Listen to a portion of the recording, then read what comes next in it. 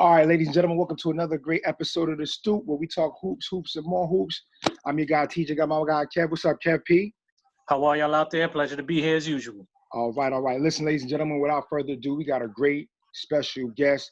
Ladies and gentlemen, Brooklyn's very own. He was part of the resurgence in the mid-'90s, bringing back the Red Storm. Went on for some greatness, averaged 7-7 even as a freshman. Then went on to become a great international player from Greece to beyond. And now he's back home doing his own thing with a very special program, which we'll jump in to in a second. Ladies and gentlemen, please put your hands together for Mr. Tyrone Grant. Thank you so much today, Mr. Grant. Thank you. Thanks for having me, brother. fellas. Thank you. So without further ado, let's jump into it. So at what age did you fall in love with the sport of basketball? See, I'm a blow your mind, right? Because that's once I saw that first question, I usually get it early. I got to tell you, I never fell in love with basketball. I fell in love with what basketball could do for me. I wasn't always a basketball player, man. A lot of my friends that actually know the young Ty to this day laugh about the idea of me actually becoming a professional athlete. Why is because I was so young and out of control growing up in Brooklyn. I'm originally from Barbados. I grew up in Brooklyn, though, and you know, the influence of the neighborhood had me wilding, family and friends doing what they do, getting busy. And I was always slightly intelligent, so I always found a way to make money, and marijuana was my thing. Also gambling. Those were my two best friends up until I had a situation where that I was thrown in juvenile detention for 30 days when my pops left me and let me learn a lesson. And then when I came out, I just didn't like the experience of not taking a shower. You know what I'm saying? Not being around my girl. I was 13. I was young. But, you know, that experience alone kind of shifted my thought pattern. By the way, while all this was going on, I was a really, really good football player. I was a quarterback out here in city. Even though, you know, New York City ain't big on football, is a bigger city for basketball. But I played football, man. I was on a cover of a couple of magazines when I was young. I was supposed to be the big deal. The reason why I stopped playing football was because I broke so many bones. I broke both of my legs and my arm before I was 15 years old. Wow. Just due to football injuries, and I was stubborn in the fact that I thought I was young and I was playing up, but I was stronger than everybody. I felt like I was stronger than everybody, so I never wanted to get down when I got tackled. The evolution into basketball is between 14 and 15. I grew like 4 inches. And one day I was gambling at my high school, well, 15 and 16. I was gambling at my high school, Grady High School in Coney Island. I'm not from Coney Island, though, but Grady High School. And I had won some money from one of the basketball players on the team. And this is my sophomore year of high school. I wasn't a consistent student or nothing. Again, I was getting busy, making paper at, 15, 16 years old. Even had my own crib in Park Slope, Brooklyn. But nonetheless, my high school coach at the time, that I didn't know was a high school coach, who ended up becoming a very important part of my life, saw me playing, and the star player owed me money, and I was gonna let him have it. So the star player was like, "Let's go in the park and play." So as we playing one-on-one, this big black man came out yelling at him, and then he told me, he said, "I was watching you play. You go to this school?" This is what he asked me. I was like, "Yeah, I go to Grady." He's like, "You know what? I give you your money if you come play with me in this tournament." And that's the beginning of the journey. So with all that saying, and you said you looked at it as a means to an end, the game of basketball. You wasn't a hooper. So when did you realize at what age that you could really do something with this? Immediately. Immediately. Immediately. We're talking about 15, 16. Immediately, because what attracted me was all the attention that came with it, all the attention and the potential earnings I can make from it, either from school or even playing professionally. But I already understood the dynamics of how I can take advantage of playing sports and, earn a living, earn a very, very good living, and a legal living. Okay. That's what's up. Now, I heard you mention that you had this as you referred to him, a big black guy come out to you and start yelling, or it turned out to be your coach, and he asked you to come play. But did you hone your skills and learn to play well prior to that? Because clearly you were well enough to start beating up on this young man. So did you really hone your skills there, or was that on the hardwood under his tutelage? No, a combination of both. So I come from a neighborhood that every Sunday morning, and how it used to be, we all played basketball. If you was good enough to play on the big court, that means you was good enough to play. And I went through this process of just playing because my uncles play. My uncle's pretty good in the neighborhood, and I just played. I just hooped. So as I hooped, the competition itself was good. And again, I didn't really care about who I was playing against. The fact that I was somewhat of an athlete, I was like, yo, I got to get better. So then you have this crazy big black man taking me on his wings, who's actually screaming at me and torturing me while teaching me. That combination of all that stuff just turned me into the person the player I needed to be in high school going into college. Yet I was still a little bit undisciplined. Wasn't really that disciplined in regards to structure. It was just the fear and the respect of him that kept me on that path in high school. I had a crazy high school career, man. I was in school from 0 period to 9 period, PM school, basketball practice, and then night school because I had to qualify. You know what I'm saying? There was I didn't really have a life for 2 years, my high school. Sometimes even my girl or somebody will talk about what they did in high school and all that. I went to more high school proms my freshman year and sophomore year than my junior and senior year because I was in school. But I was so wild that I was going to high school proms with, young girls that was like juniors and seniors. Like I was like that dude in the young boy in the neighborhood. So I miss my personal high school experience, but yet I had a high school experience that's like none of you probably go ever hear of. All right. Well, speaking of high school basketball in New York City in the 90s was chock full of talent, which I'm sure you know. In your graduating year alone, you were competing against guys the likes of Steph Marbury, God Shamgod, and so on. Mm-hmm. What do you recall about the talent that you faced in high school? Okay, so remember, I was living in it. So the effects of it as a competitor, I really didn't grasp it because I went straight to, as soon as I started playing, I went straight to Riverside Church. I went to Riverside Church. I was starting from the first day I got there. First practice, I was starting.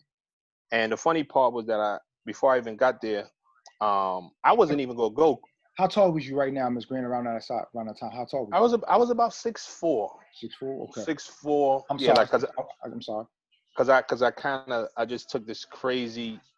I grew some inches randomly. Nonetheless, I wasn't gonna go, and my high school, the same big black high school coach came to my house 6 o'clock in the morning and forced me to drive to Harlem and go try out for Riverside Church. Even though they requested me, because I didn't know that. Again, he was keeping a lot of this stuff away from me just to keep me, because he knew I was competitive. It could have been a dice game, it could have been schoolwork, but I was competitive.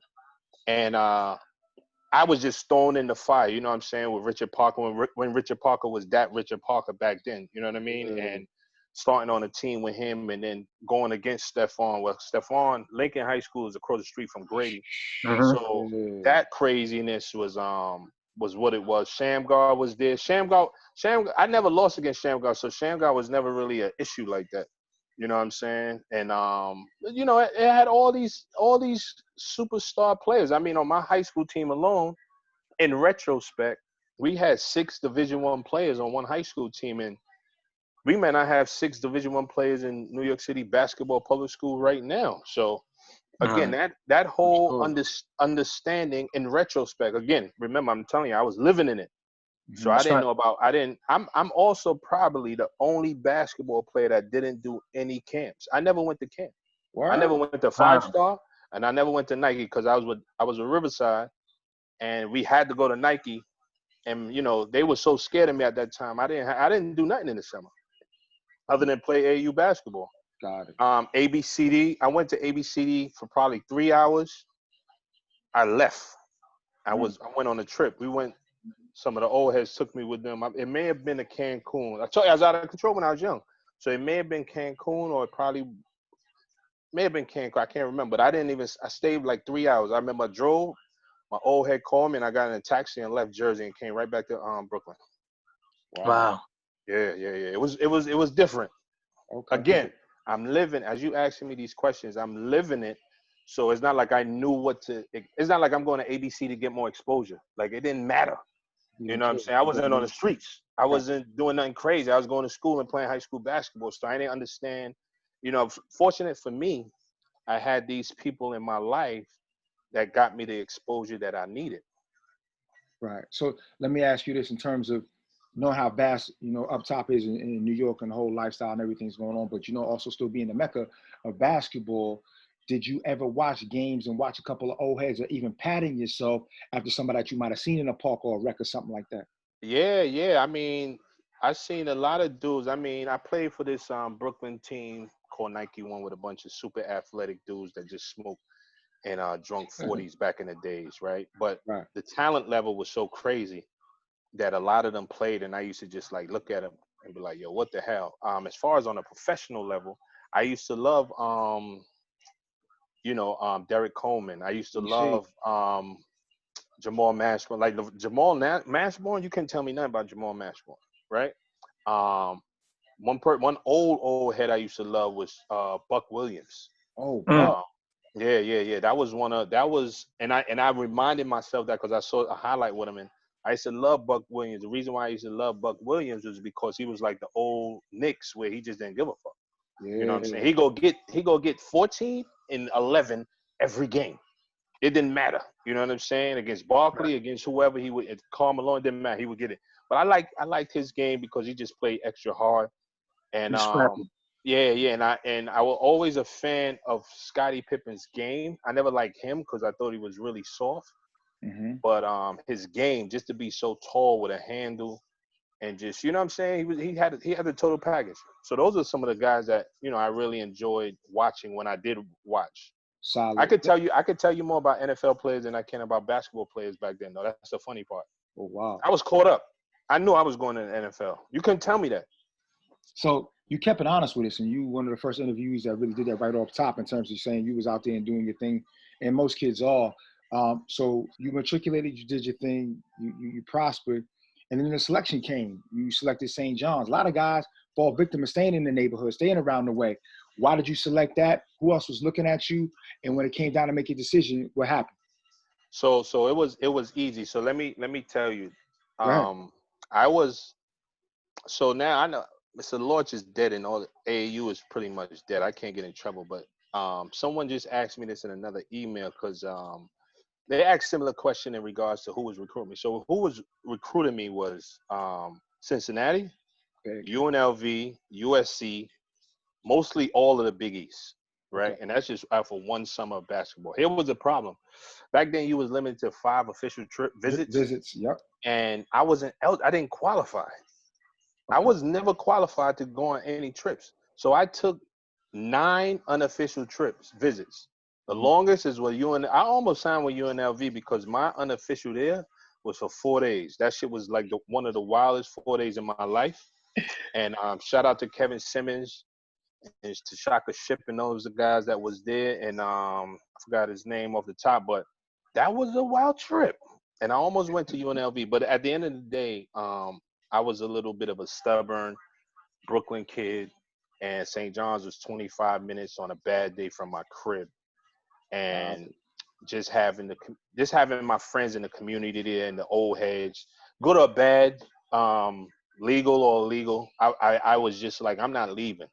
Because ended up coming home anyway when there's a break and shit instead of focusing on my schoolwork, which I was very focused on back then. Because I remember when I got in trouble, the judge told me straight in my face. She said the expectations for you are low. I look forward to trying you again. I never forgot that. So I went to college. I graduated in 3 years actually. Wow. Mm. Yeah. Okay. So with that being said, now you're still in New York, but you're right outside, as you said, only about 25 minutes away on a bad day. And you're out in St. John's, and your freshman year, you're joined by 2 other newcomers in Ed Brown and Mike Manyfield, who essentially played the same positions as yourself. I'm interested, what were the practices like? Because I'm sure you were jockeying for position, and were you concerned about your playing time at all? You know what's funny? That's a great question. I was oblivious to all of that because I expected that. I didn't really understand that a school recruit, because I signed late too with St. John. A school recruiting you and then recruiting people at your position was like kind of an issue with many, even now Right. when I Mm-hmm. advise these kids. But the funny part was that I went there just looking to compete against Charles Midland. You know what I'm saying? He was there. He was the mainstay. I respected his game because I worked out with him the summer before. And it's ironic because me and Ed Brown became so tight, even up until this day, even after he transferred. And Mike, and I'm the godfather of Mike Minifield kids. Oh, wow. So Okay. I didn't know that. even though we were competing for that one position or that one time, we ended up being like super close off the court. And I think the competition brought that out of us because people wanted minutes. You know what I'm saying? But again, it never affected me. Like I was like, I gotta play I'm here to play. Even if I don't play, I'm here to have a good time and get busy. Because I wasn't thinking like playing professional NBA overseas, none of that. That was later on in the run. Okay. Okay. So you step on the scene, Big East is jumping. It's like it's the Renaissance. Like, Mr. Grant, you know what time it is. You come on the scene 7-7 as a freshman, and we talking about the height of the UConns, the Villanovas, the Syracuses, all that's jumping on. Let's add Georgetown. So what team was doing it to you, and you thought it was like, wow, they stood out to you? And then we talk about you with the likes of Kerry Kittles, AI, John Wallace, Ray, and like, so take us through that, man. What's jumping in your mind? What's going on? It was a movie. I mean, listen, we had the wonder kids on my team, which was Felipe and Zindan, but those other movies, those other 11 to 12 movies that we had to deal with, especially for me, because once you got to St. John's, the expectations was us to be so good right away. And I was a very, very small piece of the puzzle. Not to mention, my first year I got there, I didn't become eligible until a week before the season. Wow. NCAA Clearinghouse made me take the SAT 5 times. And the last time I went to St. John's as a regular student. I was paying for school until I passed the final SAT because my grade point average was so low. Back then it was a shifting scale. My grade point average is so low, they kept saying you lying. And I took the SAT twice with the NCAA representative sitting next to me. And the last time that I passed every time, but they kept still questioning. And the last time it was an NCAA representative and my attorney sitting in the room with me to validate that I took the test. So then, I got to St. John's. I became eligible 10 days before the season starts. So I didn't even have a preseason. I couldn't practice with the team. And immediately, I saw how crazy and competitive the Big East was. I mean, Ray Allen, you know what I'm saying? Deron Sheffer at that time. Was Deron? Yeah, Deron Sheffer was there. Then they had the crazy team. Then you had Villanova with Jason Lawson, Kerry Kittle, the point guard from Philly. I forgot son name. Like they had all these teams. Then you flew out to Miami. You had Kevin Norris. Yes. You know what I'm saying? You had it was just it was nonstop competition. Very competitive. It was a headache every day looking at scouting reports. Notre Dame had Pat Garrity, Austin Crozier, and Providence. Right, man. Providence. It was deep. Providence had the whole Brooklyn on the team, and I almost went to Providence. Derrick Brown, 530, Jamel Thomas, Shamgar, the other Brown, like. You know what I'm saying? Ruben Garcia, steroid up Ruben Garcia, muscle head. You know what I'm saying? So, yeah, it was different, and it was a learning experience. Then you had Pittsburgh with Jerry McCullough and Jaime, I forgot his name, and you know what I'm saying. So every day it was crazy. But my first coach, my first coach, which is Coach Mahoney. Brian Mahoney. Coach Mahoney. Once I got in shape, he let me do whatever I want. He's like, yo, we so happy that you came in here ready to be who you are. Because we had different kind of personalities because it was Philippe. And I kind of brought everybody together because it didn't matter to me. Again, I wasn't caught up in the hype. Like, it didn't matter. You know what I mean? I'm glad that you brought that up because you mentioned, it was crazy with all the competition with you having to look at scouting reports all the time. And, I know for your first couple years at St. John's, you went through 3 coaching changes. Yeah. Freshman year, sophomore and junior year, you had the same coach in your senior year. So while each research. Coach, I gotta do what I gotta do. I get busy. Yeah. So which coaching scheme would you say facilitated your individual game the most? Okay, so here's here's the breakdown, right? So with Mahoney, Mahoney made me believe even more that I'm supposed to be a player in the Big East. I did not get along with Fran Fraschilla from the day he got on campus. So my second and third year was a wrap just because off of the relationship. You know what I'm saying? And here's why the relationship was so bad.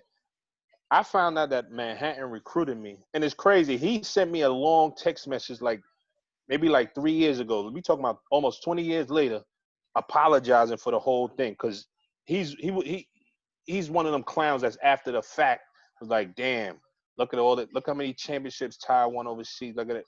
Anyway, he was recruiting me for Manhattan, and I told my AAU coach at the time, I'm like, yo, I don't know who the coach is, and I'm not going to school in Manhattan thinking that Manhattan is in New York City and not further upstate above the Bronx.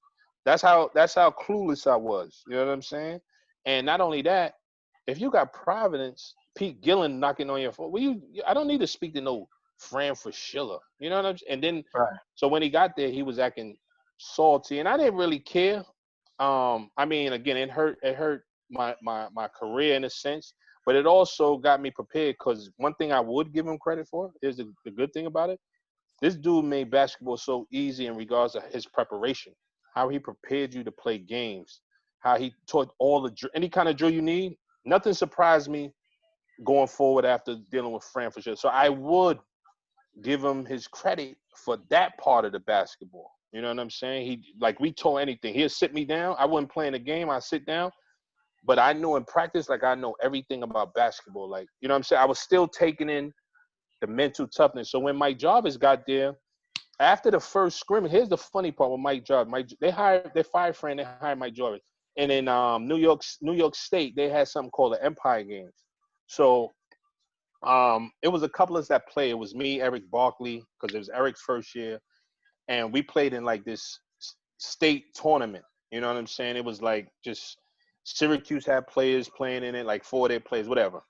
And that was the first time Mike Jarvis saw me playing that tournament. Jarvis called a team meeting, and we're talking about like July because we was all in summer school. He called a team meeting and was like, I don't know what happened. He said this in front of everybody. He said, I don't know what happened the 2 years before I got here, but everyone, he introduced me as a captain without even telling me. He's like, Ty go be the captain. Ty's go start. Ty's go play 35 minutes a game.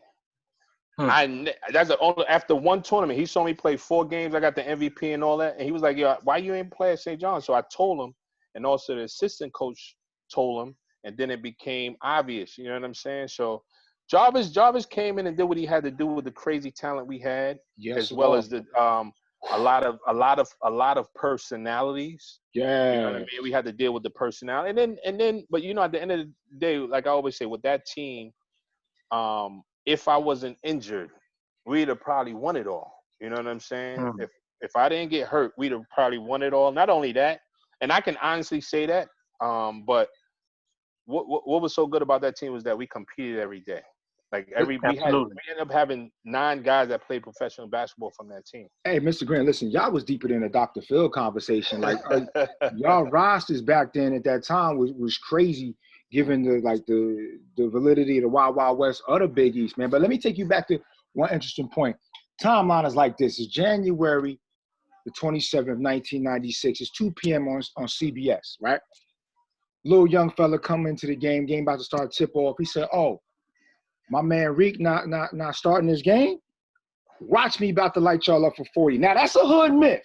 Is that a true story? I'll tell you the story. Let's do it. Let's I'll tell you the story. Let's do it. Yeah, you said 1996. Yeah, because that 96, was January my first 27th, year. 2 p.m. in the Garden. Talk to me. Let's do it. So before the game, what happened was I knew Tariq and Iverson had a and shout out my man Tariq, because that's my guy from FS Sports. We get down. That's my man. Yeah. I knew they had a relationship, but I didn't know how deep it was, and I didn't care, right? But here's the thing, right?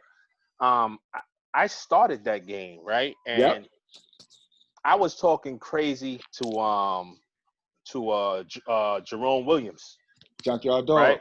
Yeah, because he said something to me and I misunderstood him. So I'm like, dude, I don't even know you. Like, what are you talking about? You probably won't. I won't even have you leave the garden.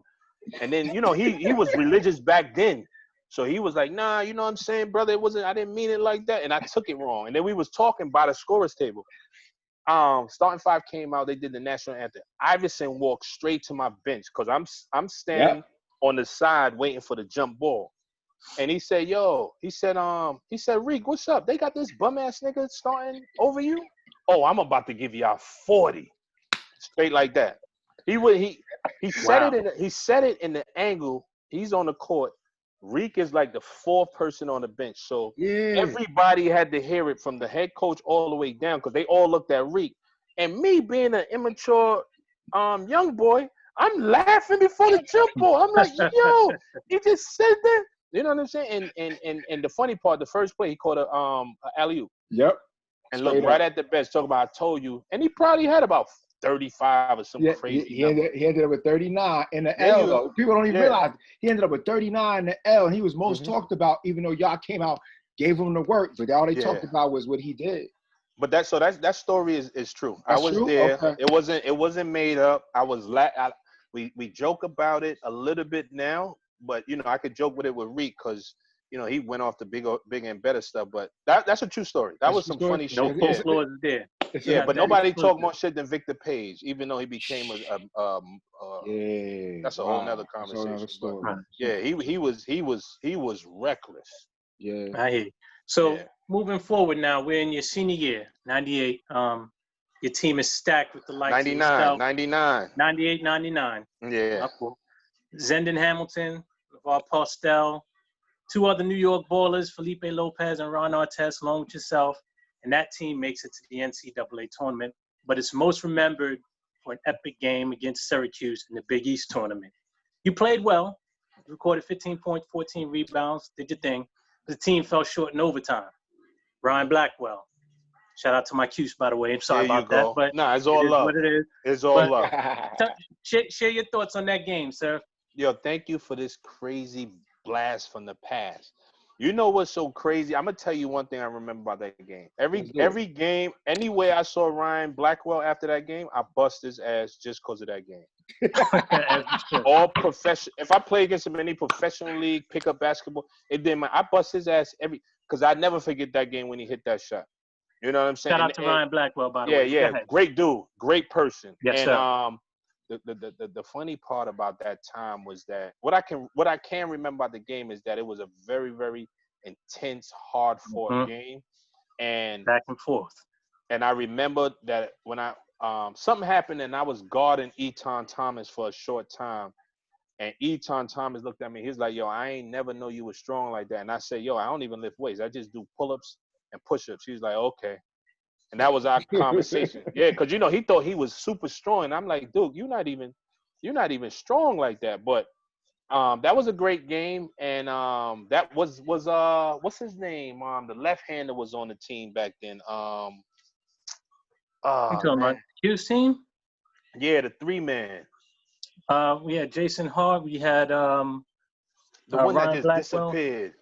Shit, what's his name? Jason Sapola was earlier on, but not him. I remember that. He older. Todd Bergen. Todd Bergen, yes. Todd Bergen. Yeah. With that crazy game he had. And so yeah, that was one of them. That was one of them games that was damn. You're gonna make me look that. That was one of them real good games. Yeah. Well, now your team is looking different, including your coaching change. And although there's lots of talent lost after that, you got Eric Barkley come in, Bootsy Thornton comes aboard, and St. John makes a deep run in the NCAAs and the Big East tournaments the following year. How were you able to navigate through player and personnel changes and still have a great season, both individually and as a team? It's all about, and I stand by this to this day, it's all about being honest and communicating. You know what I'm saying? In basketball, people make it too complicated dealing with the star, quote unquote star, and the regular player. It's the same thing because we all want the same thing out of all of it, right? If you're on a college level, you want to make it to the next level. So you got to do something as a team. And dealing with the the hype that came with Felipe my first year, then continuing when Ron got there, it's apples and oranges. Felipe shit was just madness. You know what I mean? It wasn't nothing compared to Felipe. Nothing. Right, not at that time. Right. And then with Eric Barkley, I grew up with Eric Barkley. It's funny, me and Eric Barkley is the same age, but he was 2 years younger than me. And Eric is from the other side of Brooklyn, but Eric played up for AAU. So when Eric never took a recruiting trip to St. John's because he was always there with me. Right. So it wasn't like it was a big secret that he was coming to St. John's. We just didn't want him. I just told him I don't want you to go to North Carolina. So Eric was there. And then Bootsy was just so laid back. And once you saw Bootsy play pickup ball, you're like, okay, we know he gonna get 20 when he wants. So he got to come into play. And you know what it was a bunch of inner city kids that had a goal. And Mike Jarvis set it up where that he allowed the competition to get so far that we actually had fights, and we used to call it a 2-minute fight. Like we'll make a circle. If I got beef with you, if I got beef with you, Kev, he'll just call a quick timeout. We circle and do a fight. You know, he was dealing with it right there rather than the shit. You know what I'm saying? Carry over into the next practice and the next game. That's why we always looked like we was just one on the court. You know what I mean? And Ron, the Ron Artest mini in the outside he couldn't pull that off at St. John's because he'd get punched in his mouth. Like you got all these kids. You from Queensbridge, right? He from Brownsville houses. What you talking about? That fake crazy shit don't work. So we didn't. That madness that y'all see when he became professional was what it was. Like that wasn't happening at St. John. Okay. You know what I'm saying? So it was fun. Again, the personalities I had to deal with, but it wasn't that much of an issue. It was just fun stuff, man. Young boy shit, man. Hey, Mr. Man, let me ask you this question. Who was the one opponent? We'll end off with all these Big East questions and talk about some other stuff about your career and stuff. But there's one more. Who was that cat that just kind of like flew under the radar? Was one of them cats that was like, yo, he stood out in your mind like, you didn't think he was such a big deal, but when you got up against him, he wasn't no big name like AI or Ray and all that. But who was that one cat that really gave y'all work that was just solid? I'm gonna tell you now. So let me start from the top. Kerry Kittles to me was the hardest everything all across the board. Okay. Kerry Kittles was just a complete. You knew what you was getting out of AI. He was gonna get his numbers, but it was a chance you could beat him. Kerry Kittles beat you every way. Rebound, passing. Alvin Williams. Alvin, who went on to play on, wasn't he at Nova? He was at Nova, wasn't he? He was at Nova. Alvin, to answer your question, Alvin Williams to me with that crazy walk, Alvin Williams was like one of the most underrated monsters. You couldn't do nothing with Alvin, and he was like 6'5", 6'6". You know what I'm saying? Alvin Williams was wicked. You know what I mean? And the funny part was I remember John Celestine going to Villanova. And he was getting a lot of pub. And I remember when we played him, and me and John Celestine the same grade. And I remember I was like, okay, John was good, but he wasn't that good. And I remember after the game, I was like, yo, why y'all ain't speak about this Alvin Williams guy that just bust Felipe ass? Like, how y'all totally forgot about Son? That shit was crazy. Alvin Williams. So Alvin Williams, B. Oh man. Go ahead, Kev. I gotta take a second on that. It's gonna take me a second to get over that one. Word. But, Alvin Williams is the truth, man. I believe that. Yeah. So we know you from New York. New York is a melting pot. Brooklyn in particular. So naturally you're exposed to a lot of cultures, and you played with some foreign players in college, and you spent a large majority of your professional career overseas. Do you think that experience with playing and knowing a lot of different cultures helped with the transition easier overseas to play? No. Here's why. Here's why, right? Living in mini Caribbean, aka Brooklyn, right? What was a culture shock was American culture. You know what I'm saying? I didn't listen to rap. I didn't listen to none of that. Wow. You know what I'm saying? That was like the culture shock to listen to rap every day on AU trips. And I'm like, yo, son, why you ain't playing that reggae? Why you ain't playing that calypso? Like, that was a culture shock for me. Being in New York, but yet not living that American experience. Okay. The transition to overseas was very, very difficult, like my first 4 or 5 months, because I was an ignorant American. You know what I'm saying? My first year overseas, I was in Italy. And the thing about that was that I felt like I was supposed to be in the NBA. Due to my injuries and all the bullshit when I was in Charlotte, you know what I'm saying? I spent the whole year in Charlotte on injured reserve due to injuries that I had since I was in college. You know what I mean? And being there and seeing the talent, and then before the season started, going from a undrafted free agent to a partial guarantee to a full guarantee when they cut Derek Hood. Like I was like, okay, this is the process. I just got to compete and play hard. So I was very excited about that. Then I got hurt and I'm out for 6 months again. But um, taking that overseas, all of that stress and that anger, that was more the hard part. Learning the culture was also very difficult because what I thought was pizza, what I thought was pasta wasn't really pizza or pasta. And just learning, listen to people speak to you in a different language, listen to the referee speak to you in a different language. You like, Duke, like get the fuck out of my face. Like, what are y'all talking about? You know what I mean? And that was hard. Then you got the out of control, the completely out of control fans, which people tend to forget when they talk about top level European basketball. The fans are totally out of control. I'm talking about your fans and the opposing team fans. It's like a fight before the game. It's a fight during the game. They lighting Wow. matches and candles and all type of blowing up M80s on the court. Like it's crazy. So all that was like going. But again, what motivated me was the cash and just the fact that my job was playing basketball. To you, that's not really a job. I get it. Right. So with that being said, and you did mention you were ignorant American. You were worried about that culture, and you thought you knew what pizza was. Every New Yorker thinks we know what pizza is. I get That's that a as a fact. Brooklynite as well. Mhm. So you get over there, the culture shock. You don't have a lot of friends over there. You don't really know too many people. So the question is, did you keep in contact with a lot of your friends from playing ball, and do you still keep in contact with them anywhere from high school all the way up through your professional career? So good question. So I recently on Facebook finally I posted something in regards to that because I never really posted anything about basketball. And from the time I posted, that's probably like 3 weeks ago. I posted a pic of me playing ball, some shit I did. Is that the one with the headband on? When you had the Yeah, head, yeah, I seen it.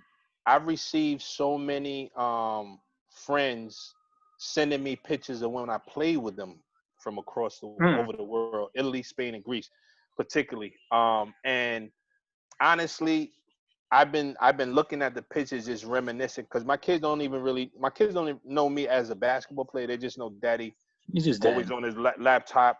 You know what I'm saying? I'm daddy. Who you fired today? Like stuff like that with my kids. But what this has done, what that post has done is has brought me back to those days of love, the love I had for playing basketball. Right, You know what I'm right, saying? Again, my story didn't involve me. I'm going to NBA. You know what I'm saying? Dr. J, Michael Jordan, and all that. It wasn't about that. But the fact that I was making this bread every month, practicing 3 hours, 4 hours a day, and that's all I did. Like I'm a realist. I went over there ignorant, but I realized when I got the opportunity, I wasn't going to mess it up. And plus, playing overseas back in those days, remember I'm a kind of an old head. It was only 2 Americans per team. It wasn't like now. So when you're playing in the EuroLeague, it's you and another American against the other American and two other Americans. It wasn't like now when you got these dudes who get, and nothing against that, but it wasn't like now when dudes are getting passports or the leagues are allowing 4 or 5 Americans. This was a complete culture shock for me. You know what I'm saying? But the experiences and all that stuff, again, I've been reminded about it recently, and I'm gonna start probably posting more about basketball per se, on my social medias and all that, just to continue some of those conversations that I had with old friends like you're asking about, all families, and because again the fanatics over there, you play for Milan, you friends with the baker, the dude who made the pizza, who you know what I'm The saying, you butcher, with the baker, and the candlestick maker. right, all that, exactly. all that. All of them want to hug you and embrace you and whatnot. And these people just been inboxing me and hey Ty, how you been? And I'm just enjoying it, especially now that we can't really run the streets like we used That's what's up. to. Yeah. So TJ, you? yeah, I'm gonna ask this question for you. Growing up in New York, Mr. Grant, I'm gonna be honest with you, the Mecca is what it is. There's all types of places to play. Soul in the Hole, Ruck, Kingdom, all that goes on here and there. Gauchos, let's name the gambit of it. Where was that one spot that stuck out to you, and what was a memorable game back in the day? Or maybe there's two of them that you just really stuck out growing up as a young fella, and it just, kind of carried over. And one of them things where you could tell your grandkids about this story. So couple of stories. So first big tournament I ever played was out in Coney Island, Okay. 23rd Street. It had Stefan, who's the golden child, but they had all them Coney Island rock stars. Coney Island keep basketball players, those that made it, those that did not, but those in high school that wasn't eligible. Those games were crazy, and not just the games itself, but the atmosphere. I mean, you had parks with people on the gates, and this is my introduction. So this is off the rip, and then going. So my first big tournament I ever played, which is in Coney Island. I wasn't gonna go, but I told you the reason why I had to go because I had to get this money from the coach. So me and my cousin stole a car and drove out there, and it was funny because we almost got locked up, and we happened to get away. And I got to the game and we played, left the car there, and I got my money, took a taxi back across town to the other side of Brooklyn. But the thing, the madness behind was that I fell in love with the atmosphere. I fell in love with the craziness. You know what I'm saying? Even despite the ignorant stuff that comes with, our inner city tournaments, like I fell in love with that shit. Like you had, the ballers out there, then you had the hoopers out there, then you had the ladies, then you had the hood boogers, then you had like the whole shit. Then you had food, then you had the drinks. Yeah. You know what I mean? So I'm taking that all in and like, yo, this is what I got to do to play basketball. You know what I'm saying? This dude about to give me $140, $145, and I'm out here having a ball. And we stayed, like I played the game. I remember playing the game, and I remember staying out there probably up until like 1 o'clock in the morning. I'm not from Coney Island, so if you know how Coney Island is, they think they got beef with everybody. They don't even think they from Brooklyn. You know what I'm saying? We from Brooklyn? Nah, so I'm from Coney Island. You know what I mean? So that experience was the first that was crazy. My second experience that was crazy as a youngster was playing my first game in Soul in the Hole. Soul in the Hole. And I'm from 94th and Clarkson, so I'm from like East Flatbush. And growing up in that neighborhood, I'm like, even now, like I feel bulletproof. Like I've seen it all. I'm from the home of where all the extorters was. Everybody claimed their drug kingpin. Everybody claimed their booster. I'm from the one that robbed them. That's where I'm from. That's the neighborhood I'm from. And I remember I went to Soul in the Hole, and I always went to the games with my cousin and a girl. And I remember somebody touched this girl's ass, the girl that came with his ass, and my cousin was about to light up the park. He came on the middle of the park, and he looked at me, and he said, Ty, this really what you want? And I said, yeah. And he walked off. Long story short, after that game, me and Charles Jones became best friends. So with that being said, now you gave us some great stories right there. You had the situation where you stole a car on the way to the game, and now you had a potential situation that literally both of them could have changed your whole life around, your trajectory of everything that took place. Absolutely. But the fact that it didn't happen, you went on to play ball to more present time when we're talking, you're the founder of Team First. Share with us, to the viewers and everything, the significance of the program as well as any new developments.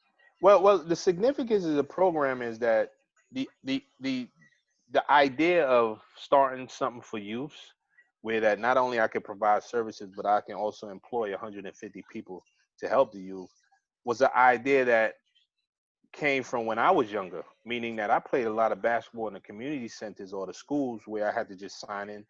We all probably did. You go sign in and then you go play 2-3 hours of basketball and then probably had to do homework or something just so you could play basketball. Nonetheless, I never understood that there was a business behind that. And once I understood that, after spending a whole bunch of my own money doing stuff upon my when I retired, I learned that not only was this my passion, but opportunities can come from playing basketball or playing sports that for some of these kids might never ever come again, because I could have went the other way. You know what I mean? And providing all these enrichment activities, going to colleges, speaking to professionals like yourself, engaging with people that look like you and that have real jobs, that that alone brings so much into a kid's mind instead of thinking that they gotta twerk or they gotta sell drugs to do good. You know what I mean? And also this whole gang culture that I despise. I have to my job, my company's job is to show kids that you don't have to be in a gang to be liked. You know what I That's mean? right. Absolutely. Your success goes further than that. Until you can put on your resume that you was in a gang, or if you wear a red or blue and you come to my office for a job and I give you the job, don't be in a gang because you're not going to get a job. You know what I'm saying? So it's just all about exposing our kids to all to their potential and opportunity out there. And in that way of thinking, I've developed so many ideas for the program. Instead of being a sports-based program, it's an enrichment program. You know what I mean? We do have sports league. I sponsor a shitload of basketball team because that's what I did growing up. But I hired someone to bring Team First to another level, which brought the academic and the enrichment into the program to make that the mainstay of the program. So Team First, we just do a whole bunch of stuff. I just finished a whole initiative, bridging the digital divide initiative, where I bought 200 laptops for kids in my school to kids in my program across South Bronx, for them and their families to just to keep them, involved with everything that's going on in the world. Because sometimes, again, we're having a digital conversation. I had a parent ask me the other day, what's the internet? They had a laptop. She had a laptop. We gave her kid a laptop. She's like, okay, thank you for the laptop. So she texted my executive director and was like, we know we have to do schoolwork on this, but what else can we do? So she just politely said, just use the internet. The lady texts back, what is the internet? So this is our realities within a lot of these inner cities. And, I think people like myself need to tackle this if we're going to be in this business, because I'm in the business of helping. You know what I mean? I'm in the business, and I just try to expose that to as many people as they can so they can get involved and help these kids, because the world is cold, as you can see. The world, we having a Zoom meeting right now, and a lot of these families don't even know how to get to Zoom. That's right. So we gotta figure it out. Remote learning is everything now. These people don't have technology for remote learning. So again, it's sad, but it's our reality. So either we go face it or we go sweep it under the rug, like we've been sweeping a lot of shit under the rug for the last 100 years. Commend you for doing that, my man. Appreciate it. Mr. Grant, let me ask you this, and we're gonna wrap up today because we're getting close to our time, and we just want to thank you so much for everything. Thank you. If I could take you on a journey throughout New York City and think about all the great legends that have come out of the city, years and years of historic people, man, and just icons. If I gave you an all NYC team, a 10-man roster, who would be on that roster?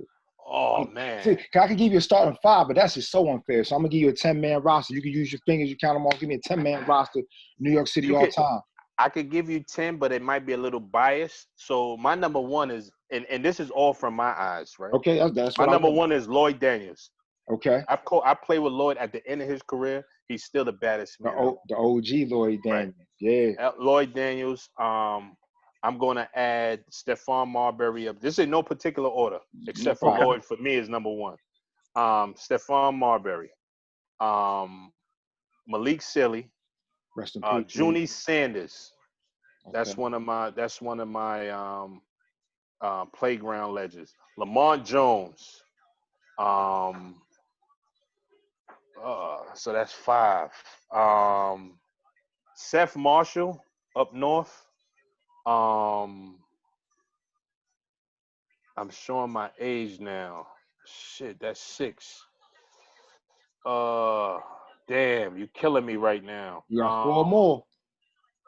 Shit. Now remember, you the coach, so it's your roster. Damn, you're killing me. 4 more. Who I can plug with that 4? I know I'm missing some people. Rod Strickland. I'm bugging.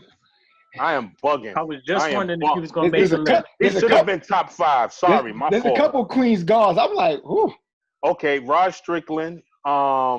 Skip to Malou. Always like Ready? Skip. All right, ready? Even when he toned down in the NBA, but that's another conversation. Skip goes, so that you leave me with two. Yeah.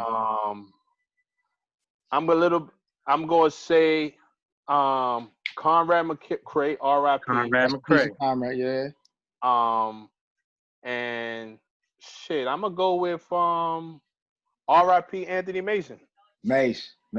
I spent a year Okay. with him in Charlotte. We didn't even get along, and we became friends when I came back from my second year overseas. That's the crazy part. We both from New York. We argued every day in Charlotte. Like, son, I'm from Brooklyn. You from Queens. Don't play with me, son. Yeah. You know what I'm saying? But that's my 10 again right now. Shout out to the young boys. A lot of the young boys is dope too. But I'm telling you, from what I saw, what I experienced from It's my all great. eyes, who was in the gym working out with us, It's all who was great. killing us, and yeah, that's my 5. I mean, that's my 10, man. Well, listen, let's leave on this note. Tell us some more information, how people could reach out. They want to help support Team First. How can they reach y'all, contact y'all? Go ahead, take that on. Go ahead. Team First, www.teamfirst.com. Instagram, the official Team First. Facebook, Team First Inc. We have a company number or email contact at teamfirst.com. Company number 718-593-2333.